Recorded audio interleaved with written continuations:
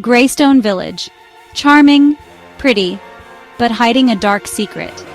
Nestled beside a large old forest, it was a place of shadows and whispers. The villagers talked about the woods with both fear and respect. They told stories of strange lights, ghostly voices, and things that made noises in the night. Children were told never to leave the path. The woods are listening, they were told, always watching. For many years, the forest stood guard, its secrets a mystery the villagers were too afraid to uncover. Eleanor, a young scientist who studied plants, laughed at the local stories. Smart and eager to learn, she thought the tales were just made-up stories from people's imaginations. "There's a real reason for everything," she'd say, sounding a little amused. Her world was one of facts and proof, a world where spooky stories disappeared when you looked at them closely. The Whispering Woods, though, was different. It was a place science hadn't touched, a place where even her logical mind seemed unsure. The mystery of the woods was too much for Eleanor to ignore.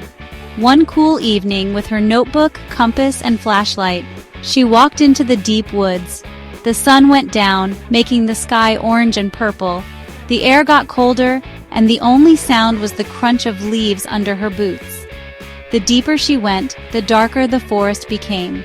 Shadows grew long and twisted, looking scary in the fading light. Still, Eleanor kept going. Her curiosity was stronger than her fear. The forest was strangely quiet. No crickets chirped, no small animals rustled in the leaves. Even the wind seemed to stop. Then, she heard it. A soft whisper carried on the air. It seemed to come from all around her, a hissing sound that made her shiver. She stopped, listening carefully, her heart beating fast. There it was again, a quick whisper, gone as soon as she heard it. The path, once clear, disappeared. Eleanor was surrounded by a thick wall of trees, their branches blocking the last of the sunlight. She looked at her compass, confused. The needle spun around and around, unable to find north. She started to panic. She was truly lost in a place that didn't make sense. The whispers came back, louder now, as if making fun of her. Something moved in the shadows. She froze, her breath stuck in her throat. There, at the edge of her flashlight beam, was a figure. Tall and thin, it seemed to blend in with the trees, its face hidden by the darkness. It didn't move, but it felt dangerous, powerful. A deep, chilling fear went through her. Eleanor, the woman of science, was face to face with something she couldn't explain.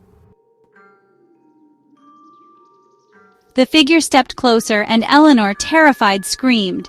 She stumbled backward, tripping on a root. She fell, her flashlight rolling away, leaving them both in darkness. Silence came back, heavy and complete. Eleanor got up, her heart racing. "Hello?" she called, her voice shaking. Only the echo of her own fear answered. The figure was gone, and as the night covered the forest, it also swallowed Eleanor. The villagers found Eleanor's notebook days later, lying open on the ground. The last entry, written quickly, scared them. "The whispers, they're real. I saw it. Something, watching me. It's here, in the woods." The entry stopped suddenly, leaving them with more questions than answers. No one ever knew what happened to Eleanor. The villagers, now believing their old stories again, whispered about the woman who tried to uncover the secrets of the woods. The Whispering Woods had taken another victim, and in the silence, the whispers continued, a scary reminder of the unseen things hiding in the shadows. The woods, it seemed, had its own story to tell, a story whispered on the wind, a scary story that echoed through time.